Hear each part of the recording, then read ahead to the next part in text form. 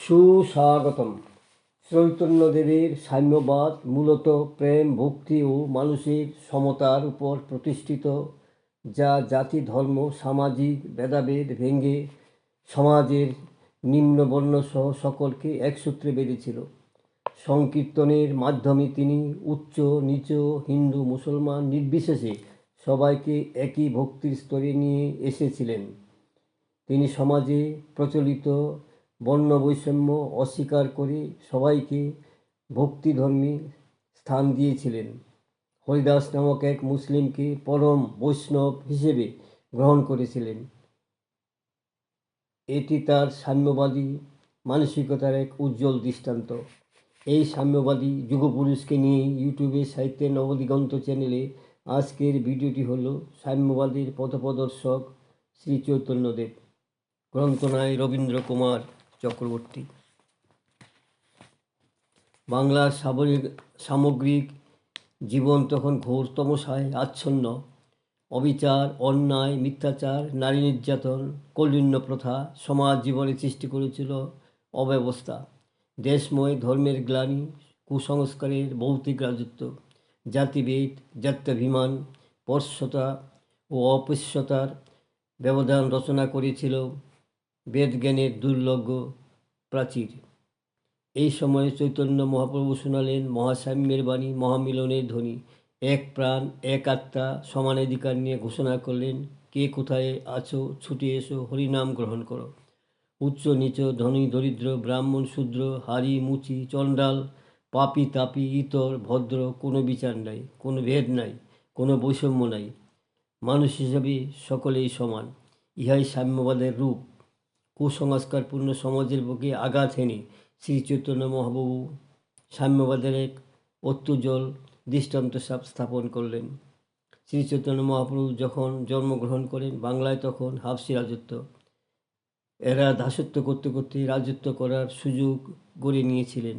300 বছরের মুসলিম রাজত্বে আপামর হিন্দু সমাজের অবক্ষয়িত মূল্যবোধ এক নবতর মূল্যবোধে উত্তীর্ণ হওয়ার জন্য উদ্গ্রীব হয়ে উঠেছিল।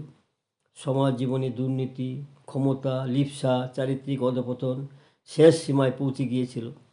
গ্রামীণ নিরক্ষর জনসাধারণের উপর রাজশক্তি, সমাজশক্তি এবং সর্বোপরি অজ্ঞানতা, দুর্বলতা এক অন্ধকারের যবনিকায় আচ্ছন্ন ছিল। ব্রাহ্মণ্য ধর্ম সাথে শাসিত হিন্দু সমাজ নতুন নতুন বিধিনিষেধের মধ্যে ছিল দিশেহারা। 300 বছর ধরে একটা জাতি অন্যায়, অত্যাচারের এবং আচার সর্বস্ব ধর্মবোধের বিরুদ্ধে প্রতিবাদের ভাষা ভুলতে বসেছিল। শ্রী চৈতন্য মহাপ্রভু এই পিছুহটা জাতিকে হঠাৎ যেন সামনের অরুণোদয়ের দিকে চোখ মেলে দেখার শক্তি সঞ্চার করলেন। আনুষ্ঠানিক আচার, সর্বস্ব জাতিভেদ, অস্পৃশ্যতার বাধাকে উপেক্ষা করে হিন্দু মুসলমান নির্বিশেষে জনসাধারণের হত শক্তিকে মন্ত্রপুতের ন্যায় জাগ্রত করে তুললেন। ব্যবহার রসে নিমজ্জিত কলুষতা ও চরিত্রহীনতাকে ধিক্কার দিয়ে তিনি মানব ধর্ম স্বাভাবিকত্বকে দিলেন বরমাল্য। জাতিকে প্রতিষ্ঠা করলেন একটা মানবীয় আদর্শে ও লক্ষ্যে। অজ্ঞতা, দারিদ্র্য ও অসহায়ত্বের সুযোগে বঞ্চিত, অবহেলিত গণরাজকে তিনি রাজটিকা পরিয়ে মহিমান্বিত করলেন। ব্যভিচার ও সংকীর্ণতার পঙ্কিল ও স্বার্থবোধ বিচলিত হিন্দু ধর্মসত্তাকে তিনি নবজাগরণের সাম্যমন্ত্রে গণভিত্তি করে তুললেন। মহাপ্রভু ছিলেন সর্বগুণ সম্পূর্ণ, একদারে অগাধ পাণ্ডিত্য, সহিষ্ণুতা, শ্রীকৃষ্ণে নিবেদিত প্রাণ, অন্যদিকে আকর্ষণীয় লাবণ্য, ঐশ্বরিক সত্তা, ভক্তিরাজ ধারায় সম্মিলিত আকর, এক মাধুর্যে সর্বোত্তম। তাই তার কৃষ্ণ নামে রস ধারায় প্লাবিত হয়েছে অগণিত মানুষ, দূরীভূত হয়েছে উঁচু নিচু, ধনী দরিদ্র ভেদাভেদ। নতুন প্রাণ প্রতিষ্ঠা করতে পেরেছেন হিন্দু জাতির। তার নিকট ধর্মের গোড়ামির চাইতে জীবন ধর্মই ছিল বড়। জীব জগৎকে তিনি ভক্তি ধর্মের মাধ্যমে শিক্ষা দিয়েছেন, অচ্যুতকে বুকে টেনে নিয়েছেন। হোসেন শাহের স্ত্রী কর্তৃক জোরপূর্বক একদা গোরেশ্বর সুবুদ্ধি খাঁকে জলপান করানোর জন্য হিন্দু সমাজ তাকে ধর্মচ্যুত করেন। এই সময় পণ্ডিতেরা আত্মাহুতি দিয়ে তাকে প্রায়শ্চিত্ত করার বিধান দিয়েছিলেন। সেই সুবুদ্ধিকাকে মহাপ্রভু কৃষ্ণ নাম দান করে হিন্দুত্বের মর্যাদা ফিরিয়ে দিয়েছিলেন। যবন হরিদাসকে বুকে টানতে তিনি দ্বিধা করেননি। উদ্ধার করেছেন জগাই মাদাইকে, চাঁদ গাজীকে, নৈয়ানিক পণ্ডিত সর্বভৌমকে করেছেন কৃষ্ণপ্রেমী, রামানন্দকে দিয়েছেন নতুন পথের সন্ধান।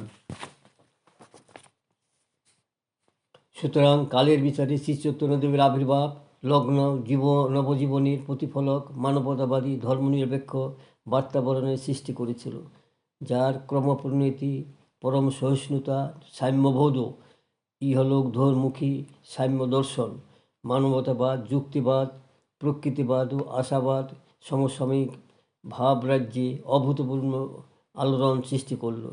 কল্পনার স্বর্গ রাজ্যে মর্তভূমিকে অবতীর্ণ হলো। শিল্প সাহিত্য নবযুগের প্রতিফলন সুস্পষ্ট বলিষ্ঠ সমাজ চেতনা এনে দিল। সূচনা হলো মানববন্দনার। শ্রী চৈতন্যদেবের এই মানববাদের প্রসার ঘটেছিল আসমুদ্র হিমাচল পর্যন্ত। তৎকালে এর ফলে তৎকালীন সমাজে মুসলিম অভিমুখী শুভ্র ভাঙ্গনের দুর্বার গতি অনেকাংশে প্রতিহত হয়েছিল।